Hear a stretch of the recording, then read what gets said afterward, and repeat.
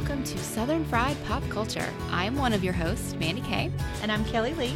Each week, we're going to talk about our experiences of Southern culture through the lens of stories that are set in the South, feature Southern characters, or are Southern flavored in some way. On this show, our structure comes from our amazing theme song, written by our friend Jazzy Bentley.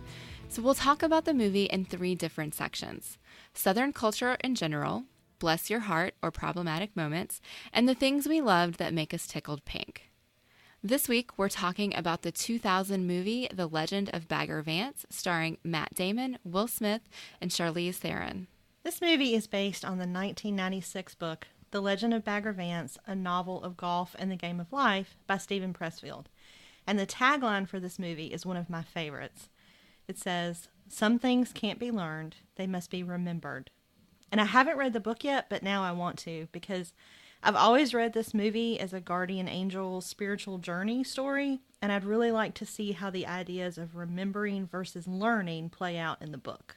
Oh yeah, I can see that being right up your alley. Yeah, and I didn't even know it was a book. Like, usually that's the first thing I know about a movie. Right. But I didn't know that this was based on a novel. So I kind of feel like I didn't prepare as a scholar. But I do want to go back and read it now. And Steven Pressfield does good work.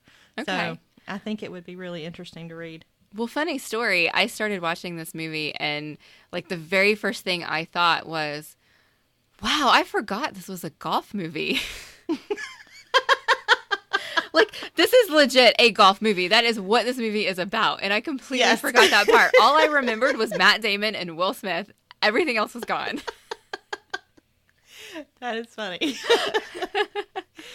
Golf kind of plays a prominent role in this movie. It really kind of does. I mean, without golf, there is no story here. Yeah. It's funny, though, the things that you remember about a movie that are not necessarily what the writer might expect you to remember, you know? Yeah. So, well, I mean, and I think the tagline is "Some things can't be learned, they must be remembered." You can tell that story without golf. You can tell that story in any number of ways. And so the story wasn't about the golf. The golf was just the medium through which the story was told. Oh, absolutely. And so the things that I remembered were the relationships and the emotions and that sort of thing. But it made me laugh because it's a golf movie and I just forgot. I feel like that's forgetting that Friday Night Lights is a football movie. Well, no, okay. So here's a good example. Bull Durham Yes. is technically a baseball movie. Yes. But that's not the first thing that comes to my mind. I think it's a movie about poetry and sex. Ooh. So then I'm like, oh yeah, it's also baseball. But I think most people would say it's a baseball movie. And for me, it's a movie about poetry. So Okay. it's just funny what you remember, Yeah. you know. All right. Well, do you want to kick us off this week? Okay. So talking about our experience of Southern culture through the lens of this movie. And it's funny because this is one of my favorite movies about spirituality and teaching and talent. So I kept having to pull myself away from that to focus on the Southern experience lens.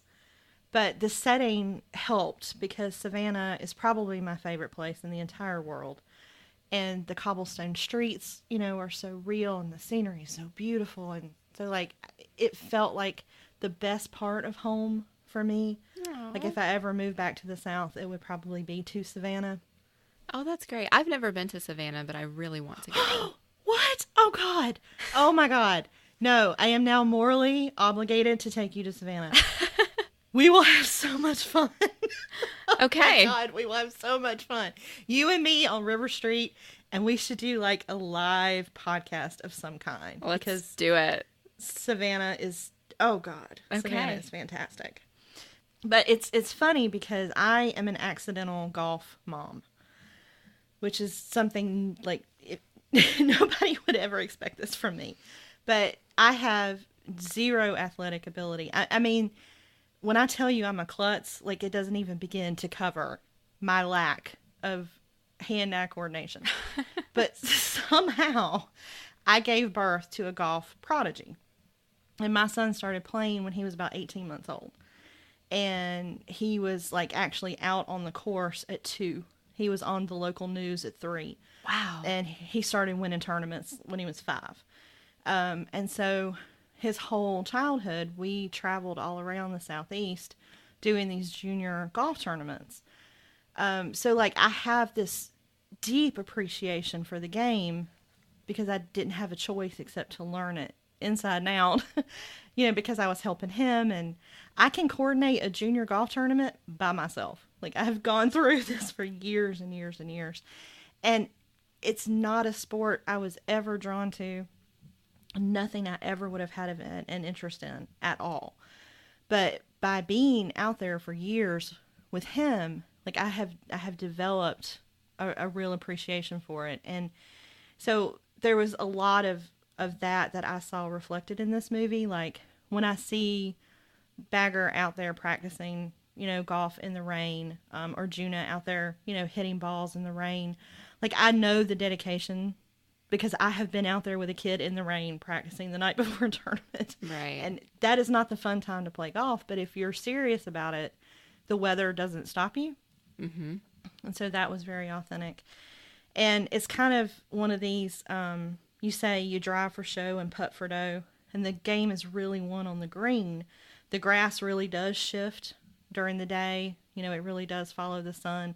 And so that scene in the movie when Baggert was kind of explaining that, I thought that was really interesting. And he said, the golf course puts folks through quite a punishment.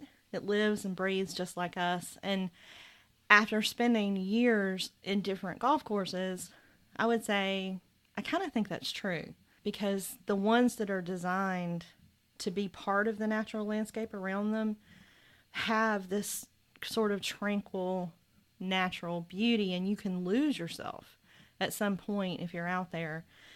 And maybe that was easier for me because I was holding a camera and not a putter. Right. But 36 holes back to back is grueling.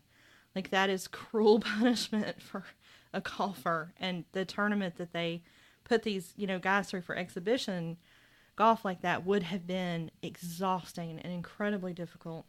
Yeah, I was shocked whenever they said it was 36 holes over 2 days. Yeah. I mean, even I, as a non-golf person, understands just how challenging that is. Yeah, absolutely. But it's funny, we actually, my son got to meet and practice a little bit with Russell Henley before he made it big on the PGA Tour. He's from our hometown, and he went to the University of Georgia, and my son got to kind of play with him a few times growing up. And we walked with him and kind of his support group at his last amateur event. And his mother told me that she always holds her breath whenever he putts. Every hole, all the years of his life. And I do that too. So like the tension of that in this movie, I think they captured really, really well. And so it's not necessarily Southern, except golf courses in the state of Georgia are brutal. Like they're some of the most trickiest and some of the most challenging.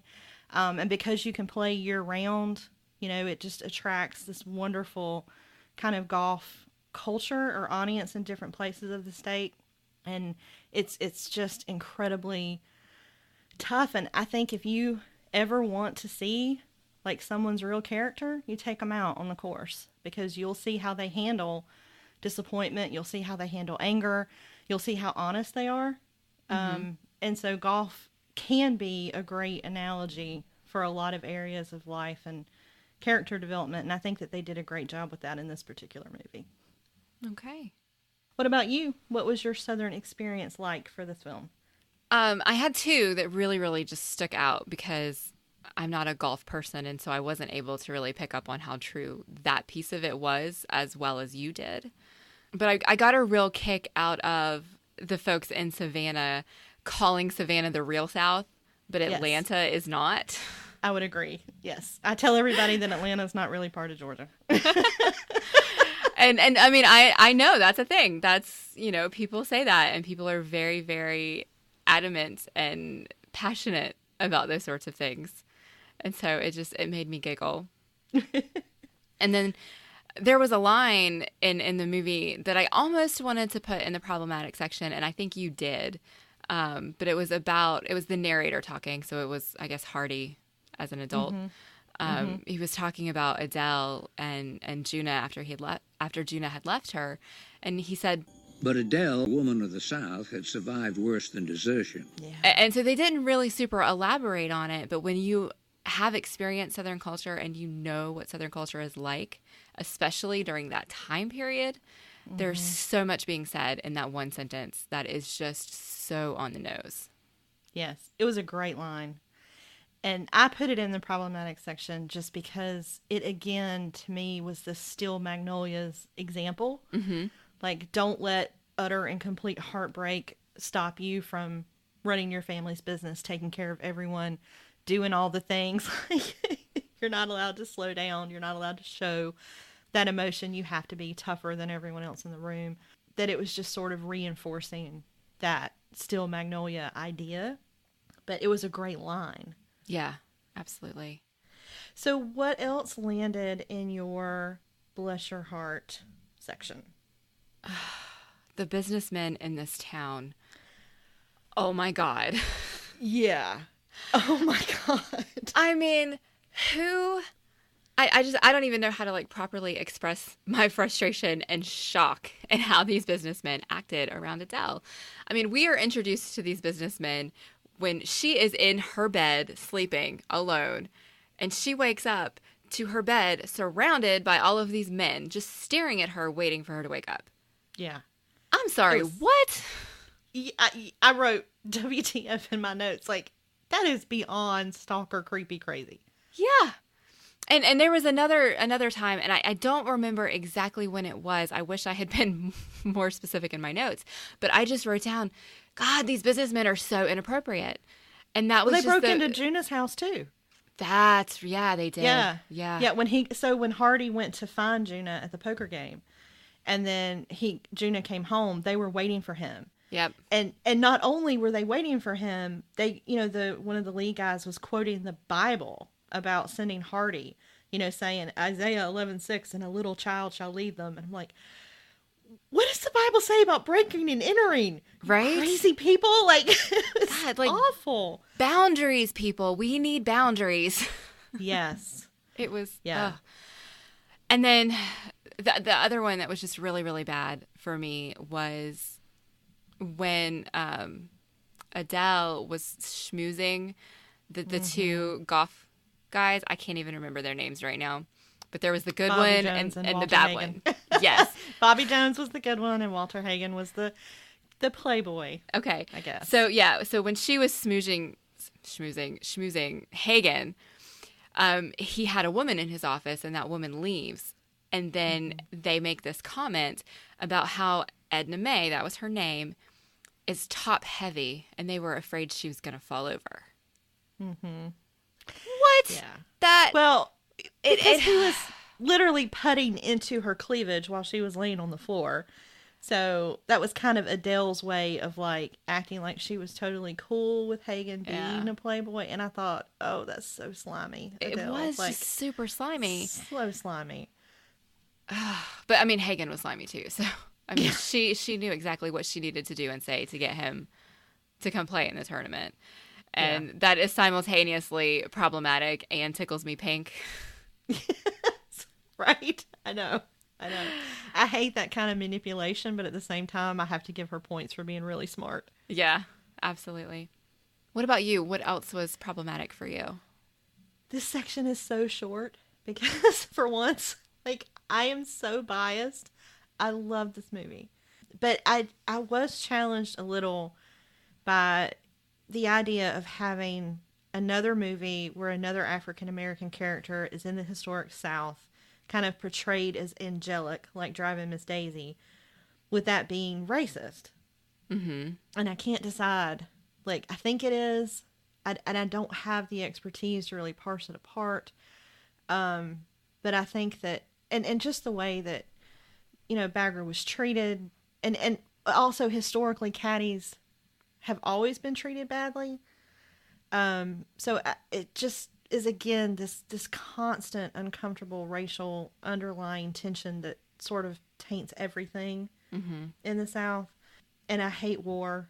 like all of it for all reasons, but that's not necessarily a Southern thing. That was just, part of the plot of the movie. And, but I think that the two things that really bothered me was the broken love story with Juna and Adele. And then when she sees him again and she tells him, I'm not crying for you. And you can see the pain on her face. Mm-hmm. And they have this reconciliation later, but you never really see him acknowledge the pain that he caused her. Right. And that was problematic for me. And I think Hagen propositioning Juna was really smarmy. To be like, hey, we're going to come do this exhibition thing, and you're going to lose every time on purpose, but I'm going to give you this percentage of the winnings. Like, staging that and planning it out, I thought was bad. And then I personally don't think the movie gets good until after 30 minutes when Will Smith shows up. Then I sit up and pay attention. I agree with you. When I was watching it, I was thinking, wow, this is really slow, and I'm not really sure kind of what's going on and where the story is going to take me. Mm-hmm. And then Will Smith shows up, and he's just like, $5 guaranteed. Yes, I know. And like, they could have cut that 30 minutes down to like 10, and I would have been ready for Will Smith to show up. Yeah. Like, that would have been that would have been better. But that was it, because I really do ridiculously love this movie. Well, this movie was actually really, really good, and I think it did well at not being stereotypical. It did well in being authentic. It told an authentic story. I think it was trying to do that, and I think it did it really well. I think so, too. So what were some of your favorite things? What tickled you pink? Oh, my God. Basically everything about Adele. But I have to comment on, she was wearing these red hats with red lipstick. Mm-hmm. And, like, I wish I could pull off a hat like she can. Because it was amazing. I mean, she's so confident and strong and smart. She knows what she wants. She knows how to get it, and she's going to do it. Mm-hmm. And I love that about her, because especially in this time period, you don't see that a lot with women. And so that we got to see her being in charge of her own life was amazing. Mm-hmm. And I don't want to say she's my favorite character, because I think Bagger Vance really is. Yeah. But she's a really close second. I think so too. I liked her a lot. Will Smith, Bagger Vance, is so sarcastic sometimes. It's so wonderful. I thought it was funny that you said Hagen was smarmy, because I actually have a note that Bagger is smarmy sometimes. I use the same word. That's funny. And he is, because, like, the whole point of, Bagger kind of mentoring Juna through his golf game is that he lost his swing and he needs to find it again. Right. And so at some point during the first day, Juna says, I think I found my game. And Bagger just looks at him and he says, well, good news, Mr. Juna. Now all we got to do is figure out what game that is. Yeah. Because he still wasn't playing golf really well. Right. Yeah, it was fantastic. Another line from Adele, when she is talking to Juna and they're kind of starting to reconcile. She's very clear. She says to him, I'm sorry, but it's not my fault. You are the one to blame. Right. And she doesn't try at all to say, well, I had a hand in it, or, it takes two. She's like, no, this is on you. And I'm going to tell you this is on you. Mm-hmm. And I loved that. Yeah. Hardy pep talking Juna about the golf. Mm-hmm. And just kind of inspiring Juna to remember. Hardy says it's the greatest game there is.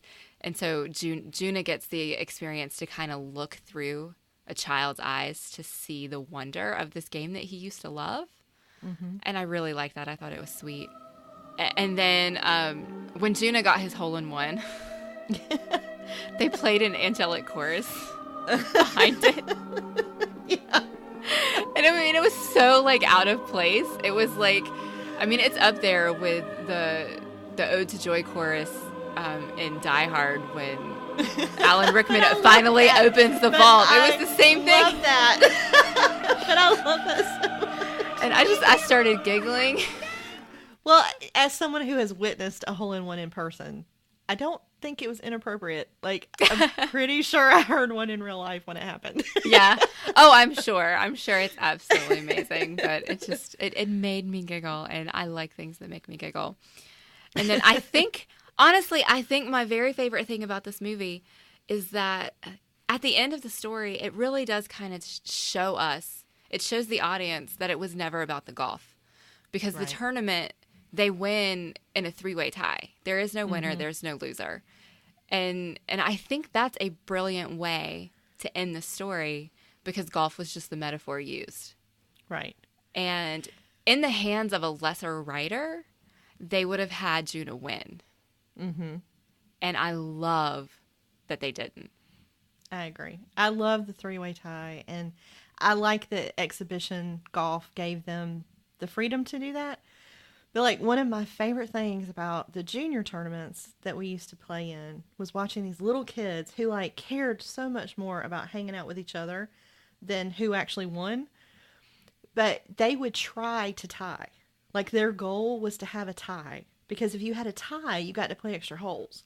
Oh. And so like, and like my son, sometimes I could tell, I'm like, he could have made that shot. Like, I know he could have made that shot. He intentionally held back a stroke so that he could tie the kid he was playing, because tying was more fun than winning.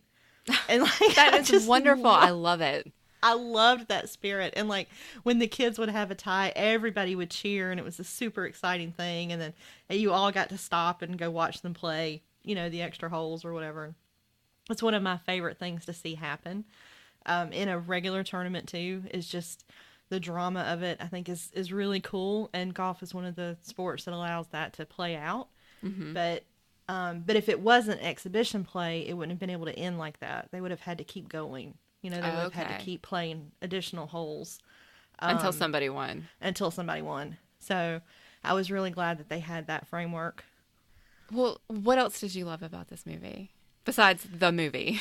Will Smith. Like, how I love thee. I adore Will Smith. I don't think I've ever seen a Will Smith movie that I didn't like, or at least appreciate him. And I loved what he brought to this to this movie. I love that Adele refused to sell Crew Island, and that she has the audacity to come up with a plan like having Bobby Jones play Walter Hagen on her course without even talking to them first. Because exhibition play wasn't a big thing back then. And like, one of the really cool things about Bobby Jones was how he really had so much respect for the game that like playing as an amateur meant a lot to him. When he was called to war, he donated a large percentage of like land and family land to B Golf. And I may have some of my historical facts wrong there, but like, he always, with all the amazing talent that he had, I mean, in the golfing, world talent, like, the man was touched by God. He was amazing, but it never was his primary identity. And I think that they really represented that well in this movie. And there was this great scene in the locker room where he was talking to Juna, and he was so good to him and just so set, kind of in his own, like, yes, this is great, but it's just a game. And there's other things that I'm going to do now. And I think I fell in love with Bobby Jones a little bit in the locker room. Yeah, because it was just a great scene. There were so many lines in this movie that I loved. Like, when Hardy went to get Juna at the poker game, and Juna said, "There's not enough whiskey in the state of Georgia to get me drunk enough." I can think of so many ways to use that line. Yeah. And when Bagger is telling Juna about losing his swing, and them needing to go find it. Well, you lost your swing. We got to go find it. Now, somewhere in the harmony of all it is, all it was, oof, all it will be.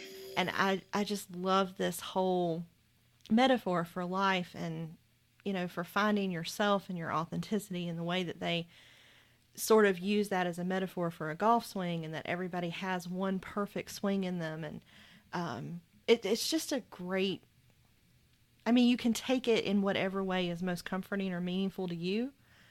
And so I just love how they did that, in the movie.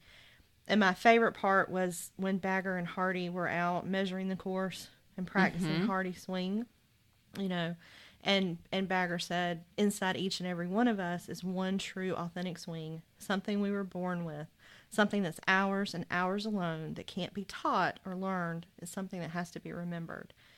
And just this idea that there is, I don't know, but maybe this pre-human, universally connected magic that's part of all of us. Like, I just love how they play that out in this movie. I love all the sky shots that we get.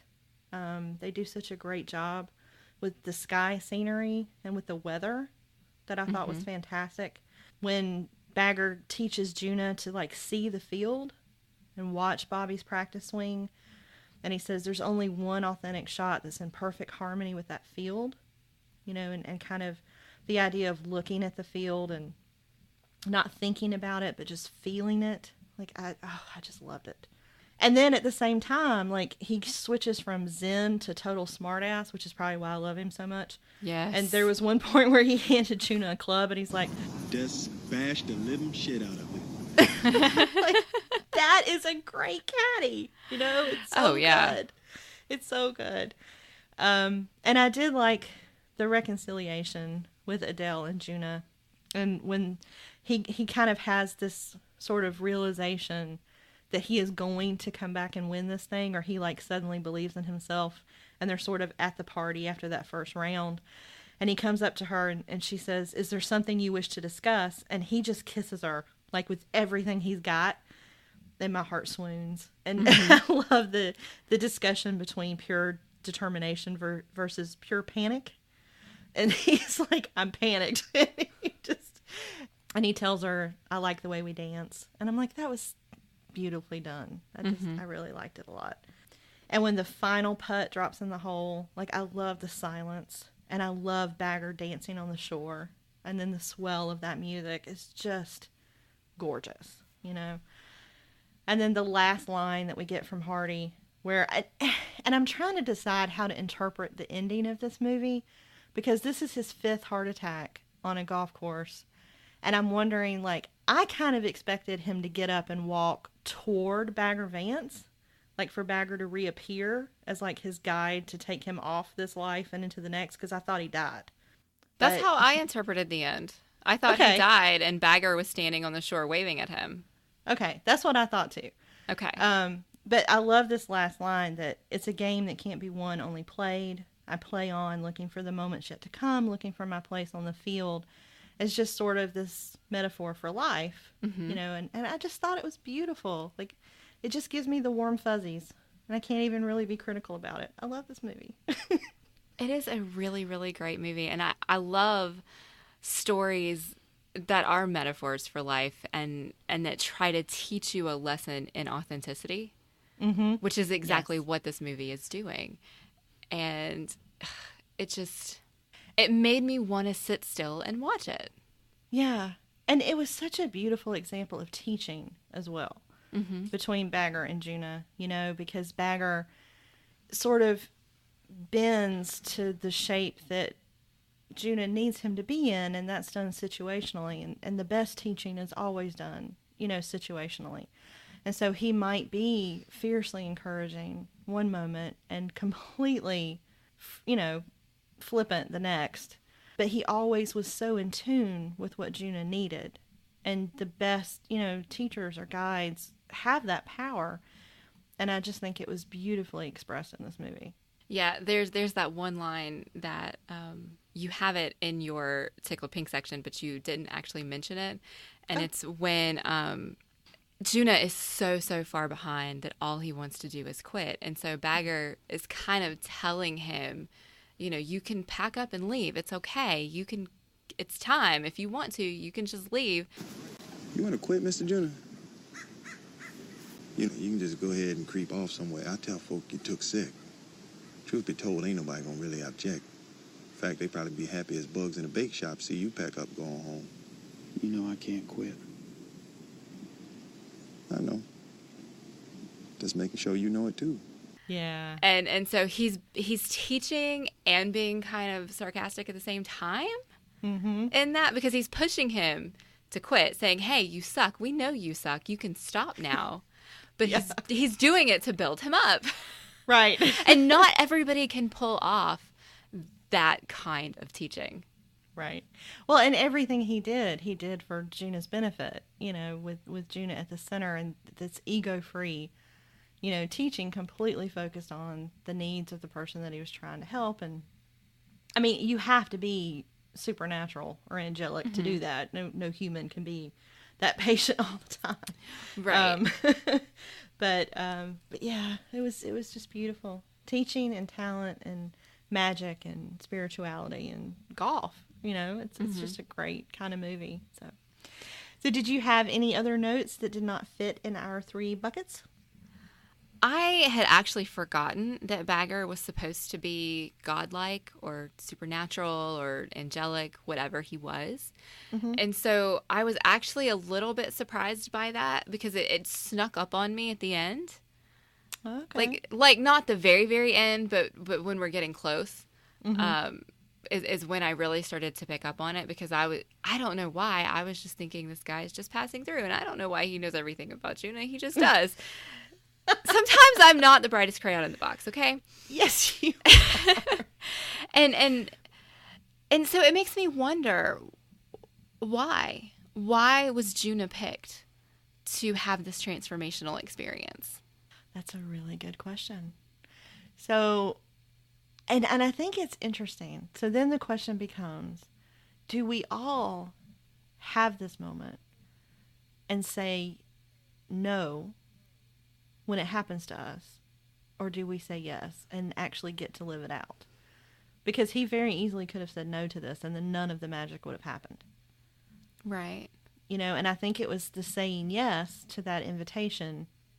It was saying yes to this chance to do the thing that he was the most afraid of, or that, touched every raw part of him. It was this chance to kind of reclaim part of himself, but also to become more.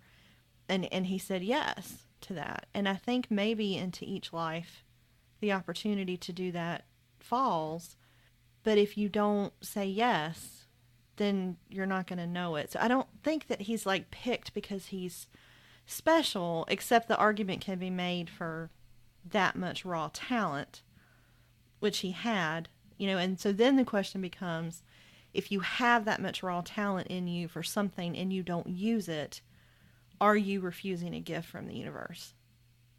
Which I've always wondered about.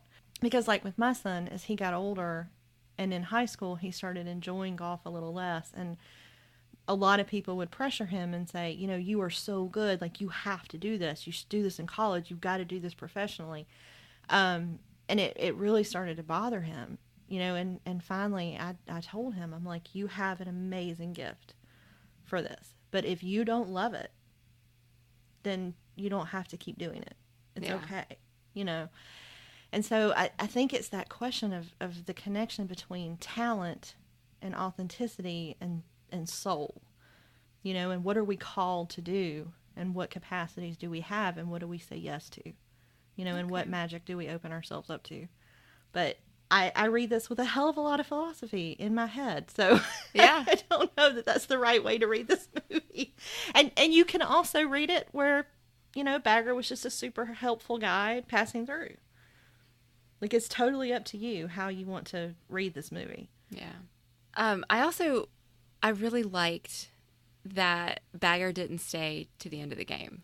Yeah. He stayed until Juna didn't need him anymore, and he had learned his lesson, and then he left. But he stayed close enough to kind of hear what was happening, and so he did that little jig on the beach. Love that. But I thought it was just a nice moment. Mm-hmm. So what about you? Is there anything else that you want to discuss with Bagger Vance? Well, it was funny. I've seen this movie probably a dozen times because my son liked it when he was growing up, but hardly ever the first 30 minutes, because we would always fast forward it to the part where Will Smith shows up, because my son was always like, that whole beginning stuff is boring. And so watching the beginning again, I was like, oh, there is other stuff that happens. And oh my God, it drags on for 30 minutes. Right. It was just funny.